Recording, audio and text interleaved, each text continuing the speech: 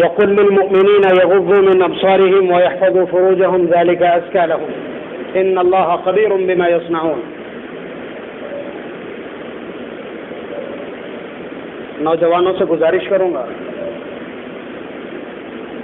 قرآن کریم میں پارہ نمبر 18 میں ایک سورت ہے جس کا نام ہے سورہ نور. وہ عفت، پاک دامنی، آبرو، پردہ، عزت، ان ساری چیزوں کے سلسلے میں انسائکلوپیڈیا کی حیثیت رکھتے ہیں. ہم لوگ ایمان سے چلتے ہیں، یعنی ہم نے اللہ تبارک و تعالیٰ کی طے کردہ چیزوں پر ایمان اختیار کیا ہے، اس کے بعد ہم چیزیں طے کرتے ہیں. اس وقت پوری دنیا بری طرح سے جکڑی ہوئی ہے اس فلسفے میں جو یورپ نے پرووائڈ کیا ہے. مطلب بہت ایک جملے میں ہم بات عرض کر دیں کہ ان لوگوں نے زندگی کو انجوائمنٹ قرار دیا، یعنی ان کا فلسفہ یہ ہے کہ زندگی مزے لینے کا وقت اور زمانہ ہے، اور مزہ ان کا پورا انحصار کرتا ہے عورت کے ارد گرد. یعنی ان کی زندگی کا نام ہے مزہ اور ان کے مزے کا نام ہے عورت. اور اس کی وجہ سے انہوں نے ان سارے حجابات کو، ان ساری رکاوٹوں کو، ان سارے حواجز کو، ان ساری بیریکیڈنگز کو ختم کر دیا ہے جو اس کو روکنے والی. یہی وجہ ہے، آپ دیکھ لیجئے ان کے معاشرے میں عورت کی حالت کیا ہے. مرد تو کپڑے پہنے ہوگا، عورت نہیں. یہ انہوں نے زندگی کو باقاعدہ یہ اس طرح کا سیٹ اپ دیا ہے. اب اس وقت اس پوری دھرتی پر مجھ جیسا آدمی تو یہ کہتا ہے کہ ہمارے بچوں میں حیا نہیں بچی، ہمارے بچوں میں شرم نہیں بچی، ہمارے بچوں میں حیا اور عفت نہیں بچی، پاکیزگی کا احساس نہیں بچا. میرا دعویٰ یہ اس لیے کہ ہم قرآن کریم کا جو بنیادی ڈھانچہ ہے، جو اسٹرکچر ہے حیا اور عفت کا، اس کے تناظر میں بات کر رہے ہیں. لیکن ساری دنیا اس پورے منظرنامے کو دیکھ کر کے ہمارے بچوں کو دیکھتی ہے تو انہیں لگتا یہ ہے کہ یہ دنیا میں کچھ جانتے ہی نہیں، یہ دنیا میں کچھ جانتے ہی نہیں. یعنی اتنی سی تھوڑی سی حیا اور حجاب اور عفت جو بچی ہے، مثلا میں ہی اگر نکل رہا ہوں اور وہ کسی سے بات کر رہا ہوں تو جھنس جائے گا. اتنی سی حیا اور جو شرم ہے یہی بہت قیمتی ہو گئی اس وقت. حالانکہ یاد رکھیے گا یہ اطمینان کے لائق نہیں انہیں لگ رہا ہے، اسی لیے وہ ہمارا یہ سب کچھ چھیننے پہ لگے کہ حمام میں سب ننگے ہوں تو اچھا لگے گا. آدمی چاہتا یہ ہے کہ سارے کے سارے مجرم ہو جائیں. مثلا اسٹوڈنٹ جب غلطی کرتے ہیں تو سوچتے ہیں سارے لوگ غلطی میں مبتلا ہوں، ورنہ ایک اگر بچے گا تو شکایت کر دے گا. یہ ایک احساس رہتا ہے، ہمارے ساتھ بھی یہ گزرا یہ احساس. تو آپ اندازہ کیجئے کہ یہ احساس اس وقت دنیا کو ستا رہا ہے. تو اس کی وجہ سے طرح طرح کے ہتھ کنڈے، اور آپ دیکھیں نا کہ یہ تو ایک زمانہ ہو گیا کہتے کہتے کہ حیا اور حجاب یہ عورت کو قید کرنے کا ایک طریقہ ہے کہ یہ عورت کی قید ہے، عورت کو بند کر کے رکھا ہے. ہماری عورت کہتی ہے کہ یہ ہمارا فخر ہے، یہ ہمارا غرور ہے، یہ ہمارا اعزاز ہے، یہ ہمارا اکرام ہے اور یہ ہماری قیمت ہے. لیکن نہیں، کوئی سننے کو تیار نہیں. ویسے ہی ننگی دکھائی پڑو جس طرح سارے زمانے کی عورتیں ننگی، سارے زمانے کی عورتیں ننگی. یہ انہیں ایک کسک ہے اس طرح کی. تو اس میں وہ طرح طرح سے لگے ہوئے ہیں، اور نتیجہ یہ ہوا ہے کہ ایک ایسی قوم، ایک ایسی جماعت، ایک ایسی کمیونٹی، ایک ایسے مذہب کے ماننے والے کہ جنہیں کہا گیا تھا قل للمؤمنین یغضوا من ابصارہم، کہ ایمان والوں سے کہہ دو کہ ان کی نگاہیں ہمیشہ نیچی رہا کریں. اس پورے زمانے میں کوئی ایک شخص نہیں جس کی نگاہیں نیچی ہوں. میں اپنی ایک حرکت بتلا رہا ہوں. کبھی کوئی اگر خدا نخواستہ عورت جا رہی نکل رہی تو ادھر دیکھنے سے تو اس لیے کہ اب اللہ تبارک و تعالیٰ کا خوف ہے، آپ مانیں یا نہ مانیں، لیکن بہرحال کوئی اگر دیکھ لے گا مجھے دیکھتے تو میری تو کہیں کی نہیں رہے گی، اس لیے ہم تو دیکھتے نہیں. لیکن میری یہ حرکت ضرور ہے کہ باقی سارے لوگوں کو اس پوری لائن پر جتنے ہوتے ہیں ان کی نگاہیں میں ضرور دیکھتا ہوں. 80 سال کا بھی اگر مردود بوڑھا ہے تب بھی اس کی نگاہیں ضرور اٹھیں گی. کوئی ایک نہیں جو اپنی نگاہوں کو بچانے پر آمادہ ہو.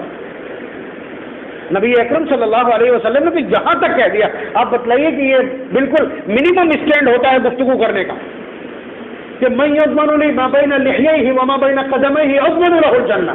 کہ کوئی آدمی اگر مجھے اپنے دونوں جبڑوں کے بیچ کی چیز یعنی زبان اور اپنے دونوں پیروں کے بیچ کی چیز یعنی شرمگاہ کی ضمانت دے دے، میں گارنٹی لیتا ہوں اس کے لیے جنت کی، دو چیزیں اس کی نہ بہکنے پائیں۔ اور اس وقت میں جن حالات سے گزر رہا ہوں، آپ کو تو اتنی معلومات نہیں رہتی ہے، لیکن مجھے سماج کے سلسلے کی بہت زیادہ معلومات ہے، کوئی ایسی کہانی نہیں جو مجھ تک پہنچتی نہ ہو۔ اس لیے میں یہ کہہ سکتا ہوں کہ 90% نوجوانوں کی تعداد ہے جو گندگی میں مبتلا ہے، اور 98% وہ ہیں جو کم از کم زبان کا زنا کر رہے ہیں۔ پاک محبت یعنی اگر زنا تک نہیں پہنچے ہیں، اس سے پہلے کے جتنے مراحل ہیں وہ سب پاک محبت بتلاتے ہیں، جبکہ یہاں آج تک اختلاف موجود ہے کہ جس سے شادی ہونا ہے اس کو ایک نظر دیکھ سکتے ہیں یا نہیں دیکھ سکتے، دیکھیں گے تو کیسے دیکھیں گے؟ یہاں پہ بحث ابھی تک وہ گھنٹوں بات کر رہے ہیں، پوری رات بات کر رہے ہیں، والدین کے سامنے گفتگو کر رہے ہیں، ٹاک پڑا ہوا گلے میں، اور اس کے بعد بات چل رہی، کھانا کر رہے ہیں، کھانا کھا رہے ہیں، بات چل رہی، کوئی حیا نہیں، کوئی شرم نہیں۔ حرام ہے، ایک لفظ بات کرنا حرام ہے، اور یہ حرام بھی زنا کی کیٹیگری کا۔ اور زنا کے سلسلے میں سورہ نور کی پہلی آیت یہ ہے کہ زانی اگر شادی شدہ ہے، جینے کا کوئی اختیار نہیں ہے، پتھر مار کر کے پورا سماج اس کو بھسم کر دے، اور جو غیر شادی شدہ اگر زنا میں مبتلا ہوتا ہے اس کو 100 کوڑے مارے جائیں گے، اور وہ کوڑے بھی مارے جائیں گے کسی پبلک پیلیس میں۔ وَلْيَشْهَدْ عَذَابَهُمَا طَائِفَةٌ مِّنَ الْمُؤْمِنِينَ، اور سماج کے قداور لوگ، سماج کے باعزت لوگ، سماج کے معزز لوگ اس پورے منظر کو آ کر کے نوٹ کریں گے، دیکھیں گے، یعنی ان کا موجود رہنا بھی ضروری ہے ایسی سزا کے وقت۔ بے حیائی کی یہ انتہا۔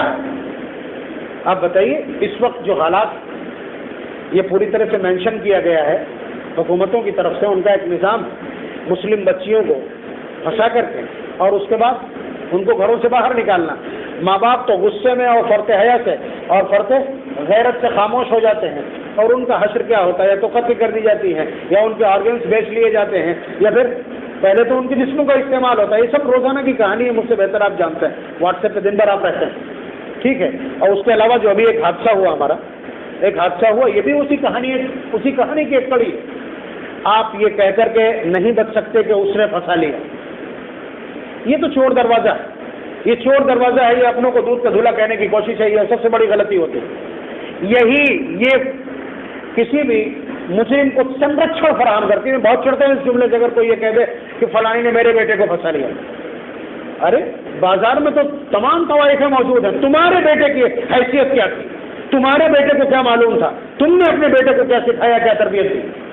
وہاں تو چاروں طرف گندگی ہی گندگی، سارا زمانہ گندگی میں مبتلا ہے۔ ان کے پاس جینے کا کوئی ویژن نہیں ہے، ان کی زندگی کا کوئی وزن نہیں ہے، ان کے پاس کوئی شریعت نہیں ہے، ان کے پاس کوئی راہبر نہیں ہے۔ تمہارے پاس قرآن جیسی شریعت ہے، محمد رسول اللہ صلی اللہ علیہ وسلم جیسا پاک صاف ستھرا وجود ہے۔ صحابہ فرماتے ہیں کہ نبی اکرم صلی اللہ علیہ وسلم کسی کنواری لڑکی سے بھی زیادہ باحیا تھے۔ اشد حیاء من العذراء، یہ صحابہ کے الفاظ ہیں، یہ آپ کی آنکھیں نہیں اٹھتی تھی۔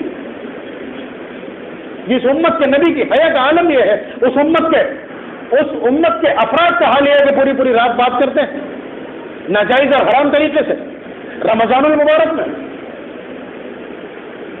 تو پھر یہ یاد رکھیے کہ اس طرح کے واقعات تو خوش نہیں ہونا۔ قتل ہو گیا 302 کا آپ کیس ہے، آپ سمجھیے کہ ہندوستانی آئین کا سب سے خطرناک، بلکہ انسانی آئین کا سب سے خطرناک جرم ہے، لیکن اس وقت خوش نہیں ہونا۔ سیٹ اپ پہلے سے موجود ہے، بلکہ ایسے قاتل کو پھول مالاؤں سے لادا جا رہا ہے۔ یہ آج کل کے حالات ہیں، آپ کو معلوم ہے۔ تو اس لیے براہ کرم میں جوانوں سے گزارش کر رہا ہوں، اس لیے کہ جس طرح کا یہ حادثہ ہوا ہے، اس طرح کے واقعات میں ملوث یہی موجود ہوں گے ڈیسیوں۔ چوری والی گلی کی طرف جس طرح سے دھڑلے کے ساتھ نوجوان پناہ لے رہے ہیں، یہ پناہ نہیں ہے، یہ گناہوں کا آغاز۔ جو وہاں بیٹھتے ہیں پھر ان سے دوسرے لڑکے، دوسری قوم کے لڑکے ان سے دوستی کرتے ہیں تاکہ ان کے وہاں بیٹھنے کی جگہ مل جائے، اور پھر وہاں سے ان کے لیے باقی سارے گناہوں کا پلیٹ فارم آسانی سے فراہم ہو سکے۔ اس جال میں پھنسنے سے بچیے۔ نبی اکرم صلی اللہ علیہ وسلم کی ہدایت سے ایک بال کے برابر بھی اگر آپ ہٹیں گے تو یہ پورا سماج سے لگ اٹھے گا، پورا کنبے کا کنبہ اجڑ جائے گا۔ محمد رسول اللہ صلی اللہ علیہ وسلم کے اقوال کی قیمت اتنی کم نہیں ہے جتنی آپ سمجھ رہے ہیں۔ آپ ان کی خلاف ورزی کر کے، آپ ان کے ڈائریکشنز کو فالو نہ کر کے، آپ اپنے آپ کو ایمان والا کہہ کر کے، محمد رسول اللہ صلی اللہ علیہ وسلم کا عاشق اور دیوانہ کہہ کے، ان کے کہے ہوئے الفاظ کو یا ان کے احکامات کو، ان کے ڈائریکشنز کو، ان کی ہدایات کو، ان کی تلقین اور ان کی تاکید کو اگر اس طرح نظر انداز کریں گے، بچ نہیں سکتے، ایک پل چین سے نہیں جی سکتے، آپ نہیں، پورا کنبہ نہیں جی سکتا۔ اور کسی بھی معاملے میں یہ جو جملہ میں نے بولا ہے کہ حضور کے کسی ایک قول سے انحراف کرنے کے بعد سماج چین سے نہیں رہ سکتا، یہ میرا چیلنج ہے، کوئی ایک عمل بتا دیجیے گا، میں پیرالل کھڑا کر دوں گا نبی اکرم صلی اللہ علیہ وسلم کا ارشاد اور حالات بتا دوں گا۔ اس لیے کوشش کیجئے کہ قدم بچھائے ہوئے جال پر نہ پڑیں، نبی اکرم صلی اللہ علیہ وسلم کے اقوال کی خلاف ورزی آپ کے عمل سے نہ ہو، ورنہ تباہی میں دیر نہیں اور نہ دوری ہے۔ اللہ تبارک و تعالی ہماری نوجوان نسل کو